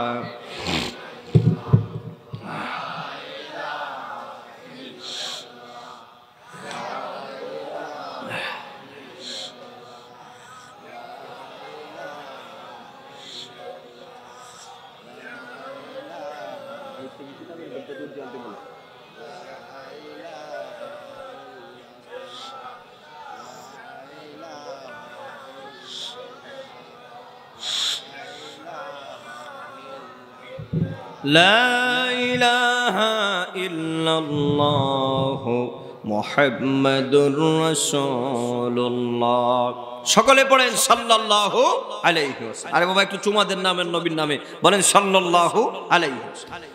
জীবনে তো বহু মোল্লা মুন্সিদের বেদাত ফতুয়া শুনেছেন, এগুলার পিছনে আমাদের যথেষ্ট দলিল আছে। আমি সেদিকে যাচ্ছি না, আমার নবীর নাম শুনে চুমা দিবেন, আল্লাহ পাক গুনাহ মাফ করবেন, নবীর শাফাত নসিব করে দিবেন। এবার আসেন, এবার আল্লাহ পাকের উপরে আমাদের ঈমান আছে, কথা বলেন আছে না নাই? এবার উদ্দেশ্য হচ্ছে, কথা মনে আছে আমার, দুনিয়া এবং আখিরাতে সফলতার জন্য প্রথম কাজ আল্লাযীনা ইউমিনুনা বিল গায়ব, অদৃশ্যের উপর ঈমান আনবে যারা। দ্বিতীয় নম্বর হচ্ছে কি? অদৃশ্য হচ্ছেন ফেরেশতারা, মালায়েকা। আচ্ছা বলুন তো, আমাদের সাথে দুজন ফেরেশতা আছে না নাই? কিভাবে আছে? আজ জীবনে কি দেখছেন আপনি কোনোদিন? বাড়িতে গিয়ে যখন পাঞ্জাবি খুলেন আপনি, তখন ফেরেশতা দুইটা দুই দিকে দৌড় দেয়, দেখছেন কোনোদিন? আপনি গোসলের সময় যখন আপনি ঘষা দেন শরীরের মধ্যে, ফেরেশতারা কয়, স্যার একটু আসতে দেন, আমি ব্যথা পাচ্ছি। কথা বলেন, শুনেছেন আপনারা কোনোদিন? কিন্তু এরপর বিশ্বাস করি ফেরেশতা আছে না নাই? মাশাআল্লাহ। আমার যুবকেরা, যুবকদের জন্য এখানে দুই একটি কথা বলে যাই। যুবকরে, যৌবনের তাড়নায় পড়ে তুমি পৃথিবীর মধ্যে শয়তানের ধোঁকায় পড়ে, কুমন্ত্রণায় পড়ে অন্যায় কর্ম করছো রে যুবক, ভালো করে শুনে যাও, পৃথিবীর মধ্যে মৃত্যুর কথা তোমার স্মরণ হয় না। আমার যুবক বন্ধুরা, এই পৃথিবীতে মৃত্যুর ভয় নিয়ে চলবা, কারণ কি জানো নি, মৃত্যুর পরে তোমার আমার আমল নামার মধ্যে যা কিছু ছিল সব কিছু আল্লাহর দরবারে পেশ করে দেওয়া হবে। এই দুনিয়াতে আমার আল্লাহ পাক আমাদেরকে পাঠানোর পরে দুইজন কাতেব, দুইজন রেজিস্ট্রার আমাদের সঙ্গে সঙ্গে আল্লাহ পাক তিনি লাগাই দিয়েছেন। তুমি কোথায় যাও, কি করো, তোমার রাত কোথায় কাটে, তোমার দিন কোথায় কাটে। ও যুবকেরা ভালো করে শুনে যাও, তোমার নামাজ পড়তে মন চায় না, ও যুবক তোমার রোজা রাখতে মন চায় না, ও যুবক রে নামাজ পড়তে মন চায় না, রোজা রাখতে তোমার মন চায় না, এই পৃথিবীতে আল্লাহ এবং রসুলের গোলামি করতে, ফরমাবরদারি করতে তোমার মন চায় না। কারণ কি জানো রে যুবক, আমার মুরব্বী বাবাজিরা, অনেক লোকেরা আমাদেরকে কয় হুজুর একটু দোয়া করবেন, আমার ছেলেটা নামাজ পড়ে না, আমার মেয়েটা পর্দায় থাকে না, নামাজ পড়ে না। অনেক লোকেরা আমাদেরকে কয় হুজুর ভালো কাজ করতে মন চায় না। ও বন্ধুরা, এই যে মাহফিলের মধ্যে আপনারা এসেছেন, বহু মানুষ এমনও তো আছে মাহফিলের মধ্যে যেত তার মন চায় না। কারণ কি জানেননি? কারণ দুষ্ট বেঈমান মালাউন শয়তান, এই বেঈমানটা আমাদেরকে আল্লাহ পাকের জন্য কাজ করতে দেয় না, ইমানের পক্ষে চলতে দেয় না, আমাদেরকে আমল করতে দেয় না।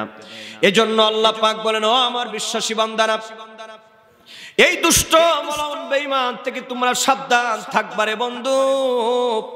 কারণ কি জানো রে যুবক, অফটিক শনির জনতা, এই দুষ্ট মালাউন বেঈমানটা হচ্ছে আমাদের সবচেয়ে বড় দুশমন, এই শয়তান। আল্লাহ পাক বলেছেন, ইন্নাহু লাকুম আদুউম মুবিন। পড়েন যারা পারেন, ইন্নাহু লাকুম আদুউম মুবিন। এই শয়তান হচ্ছে তোমাদের প্রকাশ্য দুশমন। কিন্তু মানব জাতির বড় দুর্ভাগ্য, মানুষেরা দুনিয়ার দুশমন থেকে নিজেকে আত্মরক্ষার জন্য মানুষেরা বহু পলিসি অ্যাপ্লাই করে, কিন্তু স্পষ্ট দুশমন যেই শয়তান, সেই শয়তান থেকে বাঁচার জন্য আমরা মোটেও প্রচেষ্টা চালাই না। কি কথা কন না? আসতে বললেন কেন? পিছনের ভদ্রলোকেরা যারা বলেন নাই, মনে হয় শয়তানের সাথে জীবনে মুলাকাত হয় নাই। কথা বলেন না, মিস্টার ইবলিস আছে না নাই? আমরা গুনাহ করবই। বলবেন হুজুর এটা আবার কেমন কথা? আমরা গুনাহ করব না তখন বলতে পারতাম যদি মিস্টার ইবলিস সাহেব না থাকতেন। কথা কন না, ঠিক কি না? যদি শয়তান না থাকতো তখন আমরা নিশ্চয়তা দিতে পারতাম যে বাজার আর জীবনে গুনাহ করব না। আমার ভাইয়েরা, এই বেঈমানটা কত বড় বেঈমান জানেননি? কথা তো অনেক লম্বা হয়ে যাবে, সংক্ষেপে বলি রে যুবক, সাবধান থাকবা। এই বেঈমানটা তো আল্লাহর কাছে, সে আল্লাহর কাছে আলটিমেট করেছে, আল্লাহ তোমার আদমের জন্য আমি জান্নাতের মধ্যে থাকতে পারি নাই, দেখবো আমি তোমার আদম সন্তান কিভাবে জান্নাতে থাকে। আল্লাহ পাক বলেন, রে শয়তান মালাউন বেঈমান, তুই আমার সকল বান্দাকে ডিরেল করতে পারবি না, পথভ্রষ্ট করতে পারবি না। আমার কথা তুই শুনে রাখ, তুই আমাকে বলেছিস আমার বান্দাদেরকে তুই গুমরাহ করবি, কিন্তু শুনে রাখ সকলকে তুই পারবি না। ইন্না ইবাদি লাইসা লাকা আলাইহিম সুলতান। আল্লাহু আকবার বলেন, আল্লাহ। কত বড় কথা! আল্লাহ পাক বলেছেন, ইন্না ইবাদি, নিশ্চয় যারা আমার বান্দা হয়ে যাবে, আমার বান্দা, আমার বান্দার উপরে লাইসা লাকা আলাইহিম সুলতান, তোর কোন কর্তৃত্ব আর খবরদারি চলবে। ভাইরে, এবার প্রশ্ন হচ্ছে রে যুবক, আমরা নি আল্লাহর বান্দানি হতে পারছি? আমরা নি আল্লাহর বান্দা হতে পারছি? যদি আল্লাহর প্রকৃত বান্দা, রাসূলের প্রকৃত উম্মত আর গোলাম না হতে পারি, মানব জীবন বৃথা। কথা বলেন ঠিক কিনা? এই জন্য যুবকেরা ভালো করে শোনো, এই শয়তান তোমাদেরকে প্রতিনিয়ত গুমরাহ বানানোর জন্য চাইবে। শয়তান চাইবে না তোমরা মসজিদে যাও, শয়তান চাইবে না তোমরা রোজা রাখো, শয়তান চাইবে না তুমি নামাজ পড়ো। কিন্তু রে যুবক, তুমি যে মসজিদে যাও না, নামাজ পড়তে তোমার মন চায় না, রোজা রাখতে তোমার মন চায় না, ভালো করে খেয়াল করো যুবক বন্ধুরা। এই যে এই কথাগুলা আল্লাহ পাক তিনি বলছেন, বান্দা শুনে রাখো, তোমাকে আমি পৃথিবীর মধ্যে জীবন দেওয়ার পরে এই জীবনটানে আমি আল্লাহ পাক এমনি এমনি ছেড়ে দেই নাই। তোমার জীবনটাকে আমি আল্লাহ পাক ফলো আপের মধ্যে রেখে দিয়েছি দুইজন ফেরেশতাদের মাধ্যমে। তোমাদের প্রত্যেকটা কাজকর্মের, কৃতকর্মের সবগুলা তালিকা করা হচ্ছে। মা ইয়ালফিযু মিন কাওলিন ইল্লা লাদাইহি রাকীবুন আতীদ। এরপরে আল্লাহ পাক বলেন, বান্দারে, অপর আয়াতে আল্লাহ পাক বলেন, কিরামান কাতিবিনা ইয়ালামুনা মা তাফআলুন। দুই কাঁধে দুই মুহুরি লিখতে আছে সদা সর্বদাই তোমার আমার ডায়েরি। যুবকরে, কোথায় তুমি রাত কাটাও? ও যুবক, কোথায় তুমি দিন কাটাও? কখনো যদি মদের আড্ডায় যাও, কখনো যদি তুমি অন্যায় অশ্লীলতার ধারে কাছেও যাও যুবক, এই কথা মনে রাখবা, এই কথা বিশ্বাস করবা, আল্লাহ এবং রাসূলের প্রতি আমরা যারা ঈমানদার, আমাদের জীবনটা এমনি এমনি ছেড়ে দেওয়া হয় নাই। আমাদের প্রত্যেকটা কর্মের রেকর্ড করা হচ্ছে ফেরেশতাদের মাধ্যমে, কিন্তু আমরা ফেরেশতাদেরকে কখনো দেখি না, কিন্তু বিশ্বাস করি ফেরেশতাদের মাধ্যমে আমাদের বিষয়গুলো রেকর্ড করা হচ্ছে। যুবক, তোমার ভিতরে যদি এতটুকুন ভয় যদি তোমার ভিতরে থাকে যে আমি যে আজকে অন্য একটা কাজের মধ্যে যাব, আমার তো সেইটা লিপিবদ্ধ করা হচ্ছে, আমার মনে হয় যুবক তুমি অন্যায় কাজের মধ্যে যাইতে পারবে না, তুমি একটা বাসি আড্ডায় যাইতে পারবে না। তুমি যদি নামাজ বাদ দাও, তোমার ভিতরে যদি এই কথা জাগ্রত হয় যে আমার তো কাজগুলা রেকর্ড করা হচ্ছে ফেরেশতাদের মাধ্যমে, আমার মনে হয় কোনো যুবক জীবনে নামাজ ছাড়তে পারবে, কারণ তার ভিতরে ধারণা হচ্ছে কি আমার প্রত্যেকটা কাজ লিপিবদ্ধ করা হচ্ছে। জাহান্নামের উপর আমরা বিশ্বাস করি, যদিও দেখি না। জান্নাতের উপর আমাদের বিশ্বাস আছে না নাই? এটাই হচ্ছে গায়েবের উপর বিশ্বাস। এবার আসেন নাম্বার 2, জীবন সফলতার মূল মন্ত্র। আল্লাহ পাক বলছেন ওয়ায়ুকিমুনাস সালাহ, নামাজ আদায় করবে যারা, সালাত প্রতিষ্ঠা করবে যারা। নামাজের ওয়াজ আমার মনে হয় আপনাদেরকে করার কোনো দরকার নাই। বলবেন মৌলানা সাহেব, মুফতি সাহেব নামাজের ওয়াজ করবেন না, তার কারণটা কি? আমি একটা উদাহরণ এইভাবে দেই। আপনি যে দৈনিক 2-3 বেলা ভাত খাইতে হবে, এটা কি কোনো মৌলানা সাহেব বক্তৃতা দিয়ে বোঝানো লাগে? আরে ভাই একটু কথা বলেন আপনারা।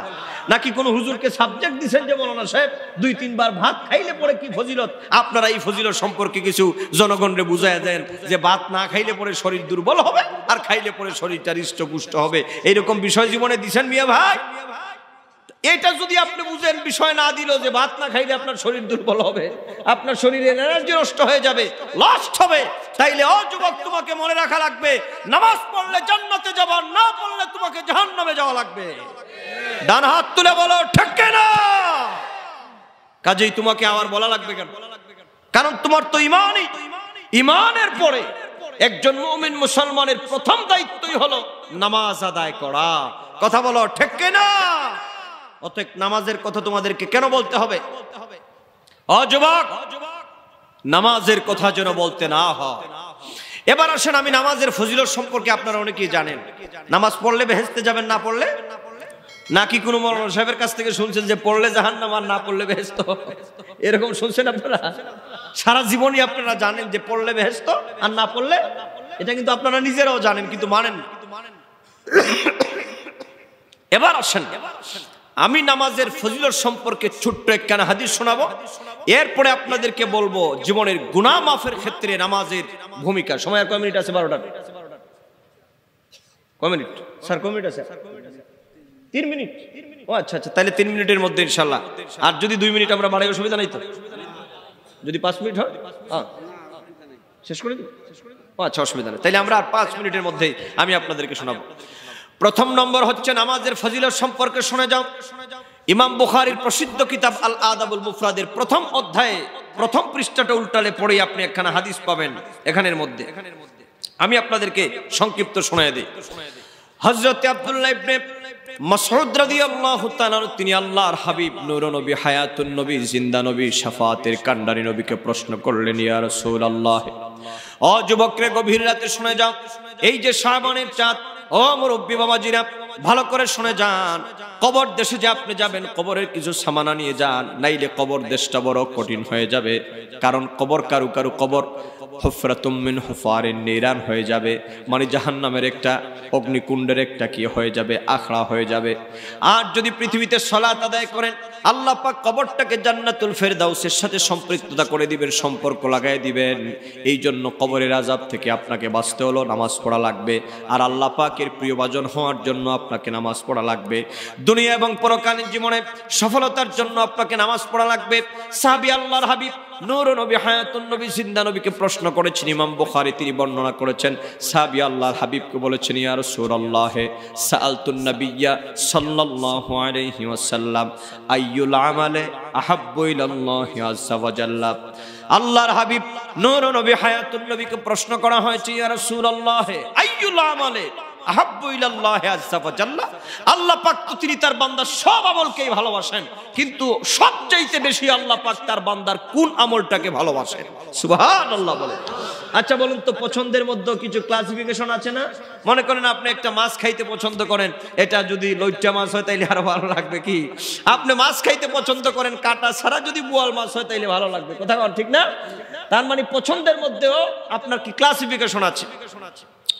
আল্লাহ পাকের হাবিবকে প্রশ্ন করা হয়েছে, নবীজি গো আমার, আল্লাহ তো তার বান্দার প্রত্যেক আমলকে ভালোবাসেন, কথা বলেন ঠিক কিনা? কিন্তু আল্লাহ পাক তিনি তার বান্দার কোন আমলটাকে সবচাইতে বেশি ভালোবাসেন? আল্লাহর নবী বললেন ক্বালা, আল্লাহর হাবিব বললেন ওগো সাহাবী, তোমরা পৃথিবীর মানব সম্প্রদায়দেরকে জানিয়ে দাও, আল্লাহ পাক তার বান্দাদের, আমার ইমানদার মুমিন মুসলমান উম্মতের যে আমলটাকে সবচাইতে বেশি ভালোবাসেন সেটা হলো আসসালাতু আলা ওয়াক্তিহা, আসসালাতু আলা ওয়াক্তিহা। আল্লাহর হাবিব বলেন আল্লাহ পাক তার বান্দার যে আমলটাকে বেশি ভালোবাসেন সেটা হলো সময় মতো নামাজ আদায় করা। সুবহানাল্লাহ বলেন। এই মর্মে আল্লাহ পাক বলেন বান্দা শুনে রাখো, ইন্নাস সালাতা কানাত আলাল মুমিনিনা কিতাবাম মাওকুতা। যদিও এক বিষয় ওয়াজ করতে, এই মৌলানা সাহেব কোথায়, এক বিষয় ওয়াজ করতে বহু সময়ের দরকার, বিষয় দুইটা দিয়া দিয়েছে যে হুজুরে লাগাই দেই। যাই হোক, এখানে ছোট্ট একটা কথা বলি, সময় মতো নামাজ আদায় করলে পরে আপনার কি ফায়দা হবে আপনি ভালো করে শোনেন আমার বাবাজিরা। জীবনের অসংখ্য গণিত অন্যায়ের অপরাধ আমাদের আছে, এই কথা বলেন যুবক আছে না নাই? এই যে অপরাধ মাফের মৌসুম চলতেছে এখন, শাবানের চাঁদ, কথা বলেন এই শাবানের চাঁদ কি অপরাধ মাফের মৌসুম। আর বিগত কয়েকদিন আগে যে রাতটা গেল 14ই শাবান, যেটাকে কোরআনের ভাষায় লাইলাতুল মুবারাকা বলা হয়, হাদিসের ভাষায় লাইলাতুন নিসফি মিন শাবান বলা হয়, ইবাদত করেছেন আপনারা নাকি বেদাত ফতুয়া দিয়ে মসজিদ তালা মাইরে গিয়ে ঘুম গেছেন? আমার দেশের বহু মৌলানা সাহেবরা আছে শবে বরাতের রাতে মসজিদ তালা দিয়ে বেদাত বলে ঘুম যায়, তার মানে নিজেও ইবাদত করবে না, জনগণকে এক রাত ইবাদত করতে দিবে না। কথা কন না, বিষয়টা এরকম নয়, এটাতে বেজার হওয়ার কোনো কারণ নেই। আপনি কওমি মাদ্রাসার আলেম হন, আপনি আলিয়া মাদ্রাসার আলেম হন, আপনি মিলাদ পড়েন আর না পড়েন, যেই কোনো দলের আলেম হন, আপনি তো আমাদের ভাই। আপনি কোরআন সুন্নাহ ভিত্তিক যদি আপনি হক কথা বুঝেন আমাদেরকে বুঝাবেন, আর আমরা যদি বুঝি আপনাদেরকে হক কথা বলে বুঝে দাওয়াত দেওয়ার দাবিও রাখি। ঠিকটা আর একটু আস্তে করেন, যেইভাবে ঠিক বলছেন মনে হচ্ছে রমজান মাস শুরু হয়ে গেছে।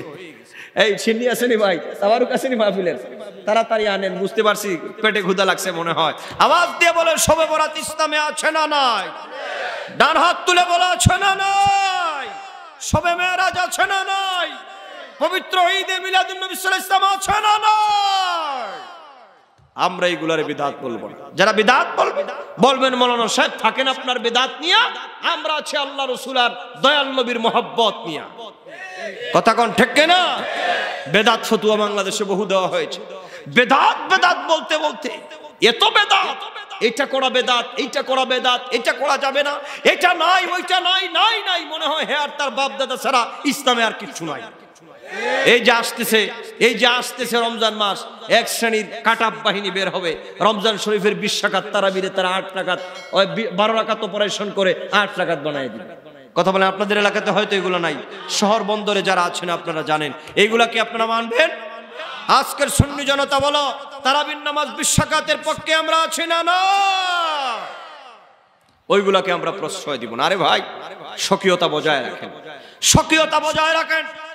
আর ইমানদার হলে এমন ইমানদার হন, গোটা দুনিয়ার সব যদি আমার নবীর বিরুদ্ধে চলে যায়, গোটা পৃথিবীর সব যদি আল্লাহর ওলিদের বিরুদ্ধে চলে যায়, আপনার ইমানের জজবা এমন থাকতে হবে যে আমি একাই দাঁড়িয়ে আল্লাহ এবং রাসূলের গোলামির পক্ষে কথা বলে যাব ইনশাআল্লাহ। ইমানদার হলে এইরকম ইমানদার হওয়া লাগবে।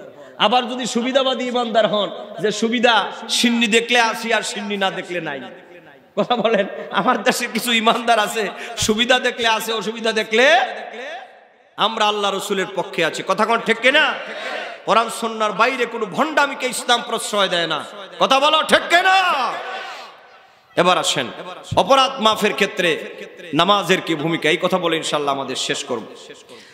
আল্লাহর নবী সাহাবী হযরতে আবু হুরায়রা রাদিয়াল্লাহু তাআলা বর্ণনা করেছেন, ওয়ান আবি হুরায়রা ক্বাল قال رسول الله صلى الله عليه وسلم أرأيتم لو أن نهرا بباب أحدكم يغتسل فيه كل يوم 5 مرات هل يبقى من درنه شيء قالوا لا يبقى من درنه شيء قال فذلك مثل الصلوات الخمس يمحو الله بهن الخطايا বড় করে বলুন আল্লাহু আকবার যুবকরে শুনে যাও নামাজ কেন আদায় করবা ও যুবক আমি আমাদের কথা নয় আল্লাহ এবং রাসূলের পক্ষ থেকে কথাগুলো শোনায় দেই কথাগুলো মনে রাখবা আল্লাহর হাবিবের সাহাবী নবীজির কাছ থেকে সর্বাধিক হাদিস বর্ণনাকারী সাহাবী আহলে সুফফার অন্যতম সদস্য হযরতে আবু হুরায়রা রাদিয়াল্লাহু তাআলা বর্ণনা করেছেন আল্লাহর নবী নূর নবী হায়াতুন নবী জিন্দা নবী ইরশাদ করেছেন ও আমার সাহাবায়ে কেরাম তোমাদের কারো ঘরের সামনে যদি একটা প্রবাহমান নহর যদি থাকে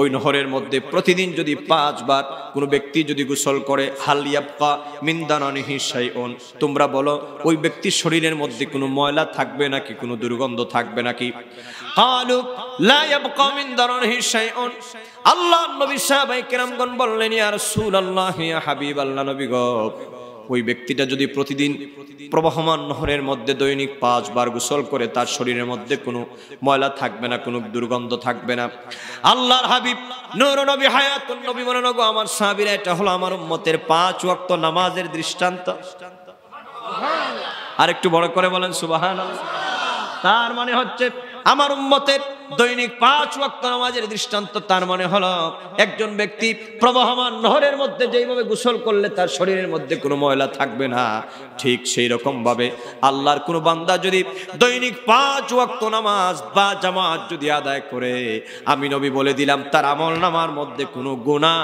খাতা বাকি থাকবে না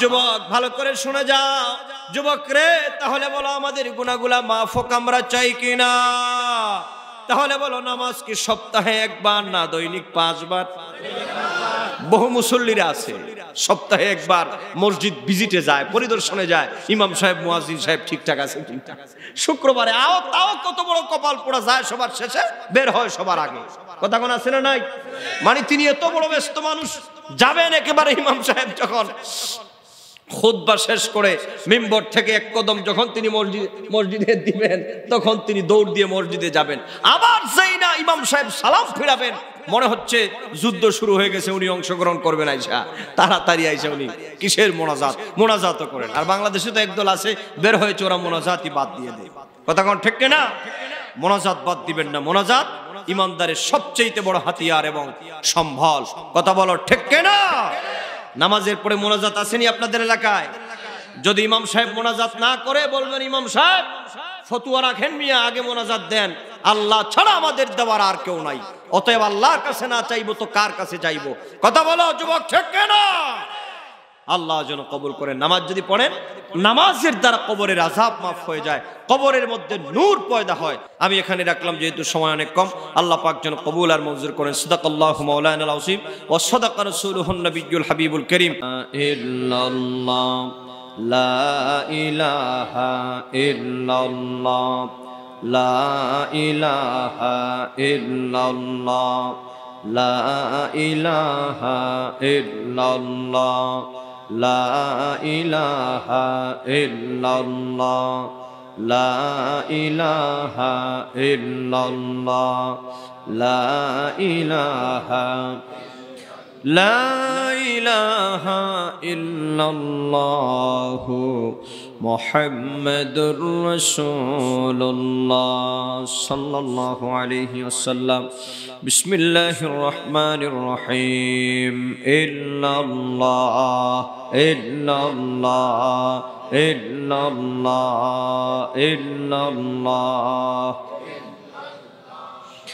illallah illallah illallah illallah illallah illallah illallah illallah illallah illallah illallah illallah Allahu Allahu Allahu আল্লাহ আল্লাহ আল্লাহ আল্লাহ আল্লাহ আল্লাহ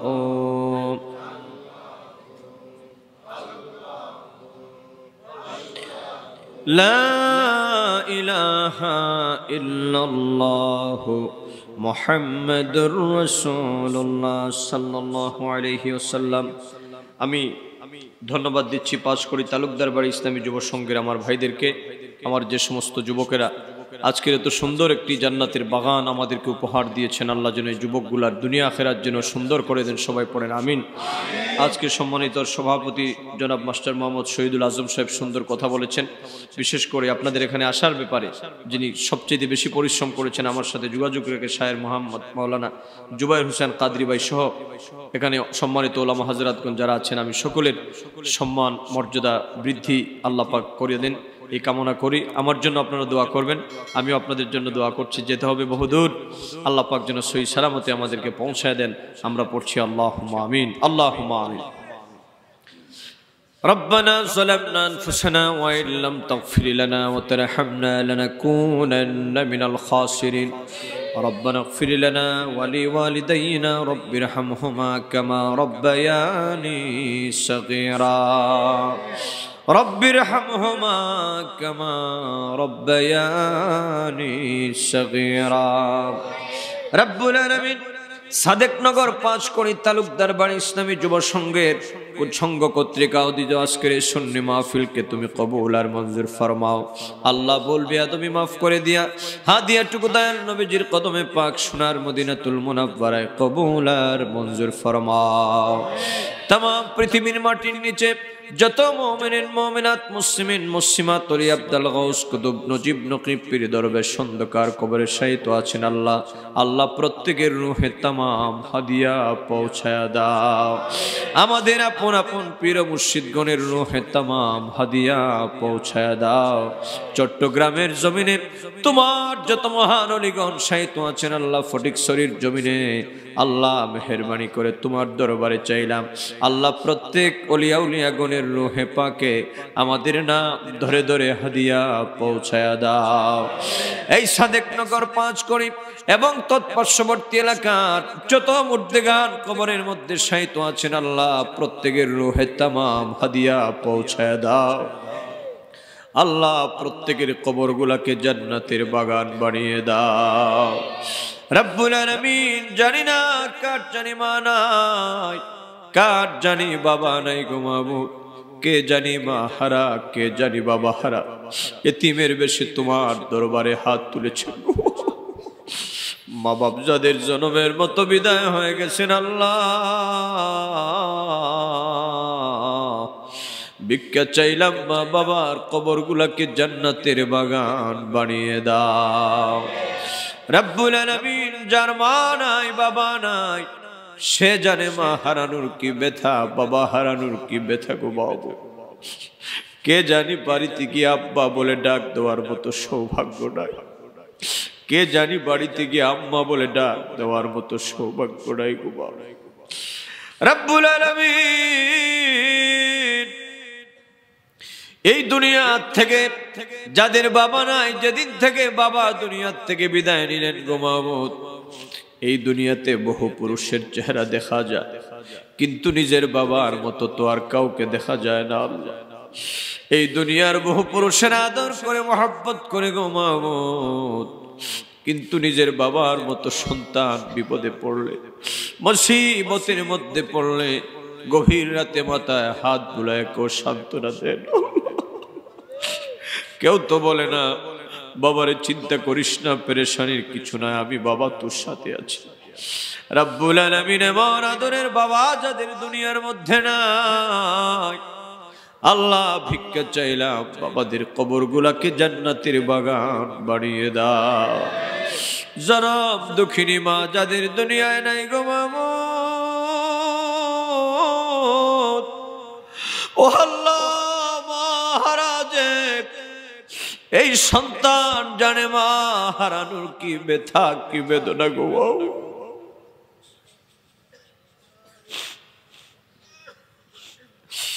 যাদের মা নাই, এই দুনিয়ায় বহু মহিলার চেহারা দেখা যায়, কিন্তু নিজের মায়ের মতো তো আর কাউকে দেখা যায় না গো বাবু।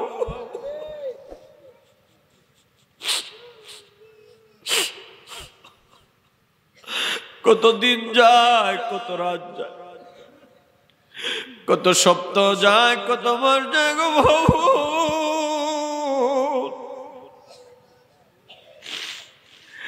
কিন্তু কোনদিন মা বাবা যাদের নাই, ফিরে আসার তো কোনো সম্ভাবনা নেই গো বাবু। এমন আদরের মা বাবা যাদের দুনিয়ায় নাই, ভিক্ষা চাইলাম, মা বাবার কবর গুলাকে তুমি জান্নাতের বাগান বানায়া দাও রব্বুল আলামিন। আমাদের যাদের আব্বা আম্মা সে হায়াত বাড়ায়া দাও, বেশি বেশি মা বাবার খেদমত করার তৌফিক আমাদের নসিব করে দাও গো বাবু। আল্লাহ, এই সাদেকনগর পাঁচকড়ি তালুকদার বাড়ির যত মুর্দেগান কবরে শায়িত প্রত্যেকের কবর গুলাকে জান্নাতের বাগান বানায়া দাও আল্লাহ। মৃত মোহাম্মদ তুষার, মোহাম্মদ তাহের সৌদাগর, রমজান ইমরান, ওনাদের কবরগুলাকে জান্নাতের বাগান বাড়িয়ে দাও। মোহাম্মদ নেওয়াজ অসুস্থ, আল্লাহ তার বেমারকে তুমি শেফা নসিব করে দাও রব্বুল আলামিন। আজকের মাহফিলকে তুমি কবুল আর মঞ্জুর ফরমাও। যারা টাকা পয়সা বুদ্ধি শ্রম দিয়েছেন গো মাহবুব, প্রত্যেকের খেদমতকে তুমি কবুল আর মঞ্জুর ফরমাও।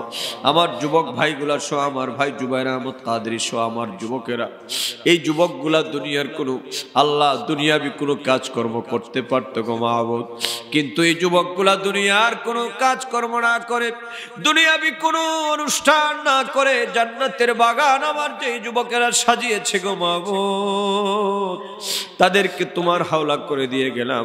এই যুবকগুলার ভবিষ্যৎ জীবন তুমি উজালা বানায় দাও।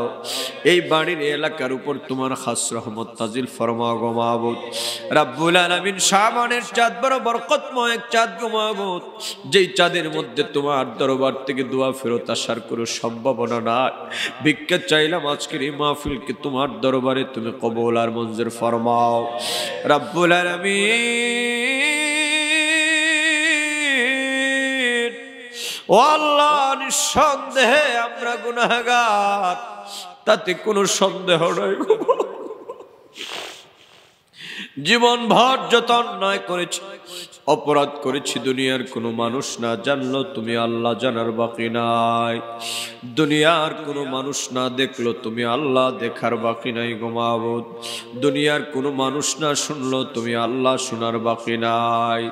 জীবনের তামাম গুনার তরে তোমার দরবারে তওবা করলাম গো মাহবুব। আমরার তওবারে কবুল আর মঞ্জুর ফরমাও।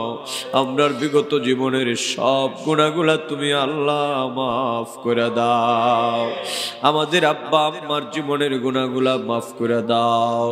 আমরার দাদা দাদির জীবনের গুনাহগুলা মাফ করে দাও। আমরার নানা নানির জীবনের গুনাহগুলা মাফ করে দাও। আমরার খেরসা কারিব মায়ার মহব্বতের মানুষ বংশ বুনিয়াদ যারা আছেন, আর আমাদের বন্ধু বান্ধব দেশ বিদেশ থেকে যারা দোয়া প্রার্থী হয়, সকলের জীবনের গুনাহগুলা মাফ করে দাও গো রব্বুল আলামিন। এই মাহফিল থেকে তোমার কোনো একটা মায়ের বান্দারে গুনাহগার বাড়ায়া বাড়ি আল্লাহ, তুমি যদি আমরারে মাফ করে দাও আল্লাহ, তুমি তো রহমান, তুমি রহিম, তুমি গফুর ও গফফার গো মাবুদ। আমরা তোমার গোলাম, গোলামদের কাজই হলো অন্যায় করা, অপরাধ করা, নাফরমানি করা। তুমি তো আমরার মহান আল্লাহ, তুমি তো আমরার মহান মালিক আল্লাহ। আল্লাহ তুমি তো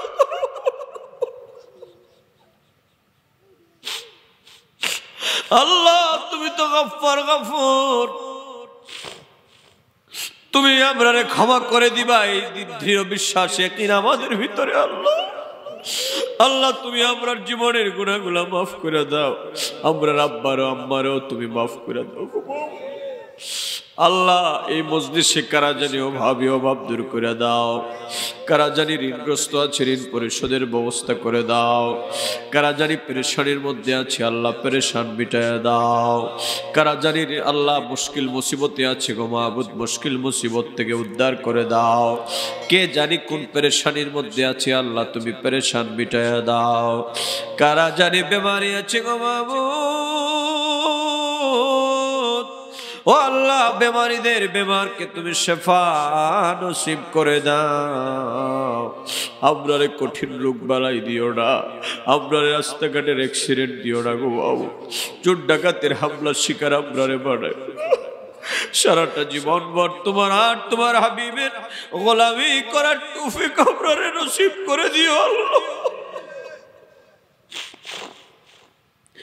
দুনিয়ার মায়া মোহব্বত কমায় দিয়া তোমার আর তোমার হাবিবের প্রেম প্রীতি মোহব্বত দিয়ে আমরা কলিজাটা ভরপুর করে দাও। এলাকার প্রবাসী ভাই বোন গুলারে তুমি হেফাজত ফরমাও। সুদূর প্রবাস থেকে আমার ভাই বোনেরা টাকা পয়সা যে যে পরিমাণ দিয়েছেন আরো দিবেন বলে ওয়াদা করেছেন গো মাবুদ। ভিক্ষা চাইলাম আমার প্রবাসী ভাই বোন গুলার হায়াতের মধ্যে বারাকাত দান করে দাও আল্লাহ। আল্লাহ আপনার চাকরি নকরিতে প্রমোশন দাও, ব্যবসা বাণিজ্যে বারাকাত দাও, ইজ্জত আবরুর জিন্দেগি আমরা নসিব করে দাও আল্লাহ। তোমার দরবারে ভিক্ষা চাইলাম গো মাবুদ। গভীর রাত দুনিয়ার কোন রাজার দরবারে আমরা হাত তুলি নাই, দুনিয়ার কোন বাদশার দরবারে আমরা হাত তুলি নাই গো বাবু। এমন এক মহান মালিকের দরবারে আমরা হাত তুলছি, এমন এক মহান মালিকের দরবারে আমরা হাত তুলছি গো বাবু। যদি আমরা রে খালি ফিরে দাও, আমরা যাওয়ার কোনো জায়গা নাই আল্লাহ। তুমি আমরারে দয়া না করলে কে দয়া করবে গো মাবুদ? তুমি যদি আমরারে মায়া না করো কে মায়া করবে? তুমি যদি আমরারে হেফাজত না করো কে করবে গো মাবুদ? আল্লাহ তুমি আমরার উপর খুশি আর রাজি হয়ে যাও। আজকের মুনাজাত খানা তোমার দরবারে কবুল আর মঞ্জুর ফরমাও গো মাবুদ। আল্লাহ আপনার দেশ বিদেশের সফর গুলারে কামিয়াব নসিব করে দাও। তোমার আর তোমার হাবিবের শান মান গুণগান দুনিয়া ব্যাপী প্রচার প্রসার করার তৌফিক আমরারে নসিব করে দাও। আমার যুবক ভাইরা হাত তুলেছেন আল্লাহ, আমার মুরব্বী বাবাজিরা হাত তুলেছেন, সম্মানিত ওলামা হাজারাতগণ হাত তুলেছেন, বাড়িঘর থেকে আমার মা বোনেরাও সম্ভবত হাত তুলেছেন গো মাবুদ। গভীর রাতে ভিক্ষা চাইলাম গো মাবুদ। ও আল্লাহ দয়াময় আল্লাহ রহমান রহিম আল্লাহ, তোমার দরবার থেকে কোনো একটা বান্দা বান্দির হাতকে তুমি খালি ফিরাই দিও না আল্লাহ। চট্টগ্রামের এই ফটিকছড়ি এলাকার আল্লাহ, এই পাঁচকড়ি এলাকার এই সাদিক নগর এলাকার উপর তোমার খাস রহমত নাজিল ফরমাও। আসমানি জমিনি গজব থেকে তুমি হেফাজত ফরমাও আল্লাহ। মেহেরবানি করে আমার ভাইগুলারে তোমার আর তোমার হাবিবের হাওলা করে দিয়ে গেলাম আল্লাহ। সারাটা জীবন ভর সর্বাবস্থায় সর্ব জায়গায় তুমি হেফাজত করিও। নবী ওলির পথে আর মতে চলার তৌফিক দান করে দিও গো মাবুদ। আল্লাহ আমরা স্ত্রী সন্তান গুলারে খুশকিসমত ওয়ালা বানায় দাও, আমরা সন্তান গুলারে উচ্চ মাকাম নসিব করে দাও গো মাবুদ। আল্লাহ যত কথা বলেছি হৃদয়ের গভীরে আর অব্যক্ত বহু কথা বাকি আছে, দুনিয়ার কোন মানুষ না জানলো আল্লাহ, তোমার জানার বাকি না। ও দয়াল আল্লাহ ভিক্ষা চাইলাম গো মাবুদ, আপনার হৃদয়ের গভীরের কথাগুলো তুমি কবুল মঞ্জুর ফরমাও।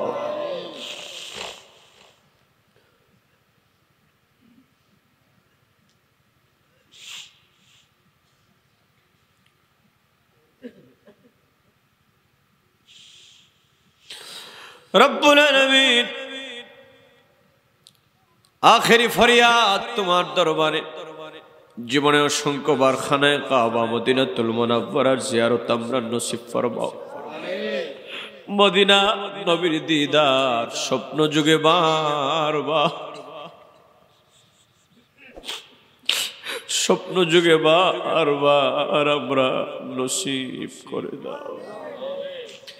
জীবনে পাব কি তোমার দিদার ইয়া রাসূলুল্লাহ ইয়া শাহ রয়েছি আমি গুনাহগার ইয়া হাবিবাল্লাহ ইয়া শাহ রয়েছি আমি গুনাহগার ইয়া হাবিব জাহানের যেদিকে তাকাই দরদি আর তো কেহ নাই তুমি যে এই গোলামদের মদদগার ইয়া রাসূলুল্লাহ তুমি যে এই গোলামদের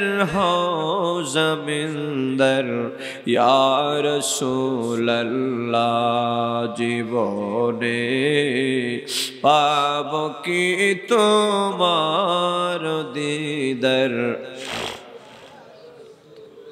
জরহমত কুন দরবার হাল দারম ইয়া রাসূলুল্লাহ গরিবম বেনওয়ায়ম খাক সারম ইয়া হাবিবাল্লাহ রব্বুল আলামিন এই আশা নিয়া তোমার দরবার থেকে এই বিশ্বাস নিয়া ইয়াকিন নিয়া তোমার দরবার থেকে গভীর রাতে আমরা হাত নামাইতেছি গো বাবু তুমি আমরারে খালি দিবা না তুমি আমরার মুনাজাত খানা কবুল আর মঞ্জুর করবা আল্লাহুম্মা ইয়া দাইমাল ইজ্জ ওয়াল বাকা ইয়া ওয়াহিবাল জুদ ওয়াল আতা يا الله يا رحمن يا رحيم بحق إياك نعبد وإياك نستعين اللهم زدنا ولا تنقصنا وأكرمنا ولا تهنا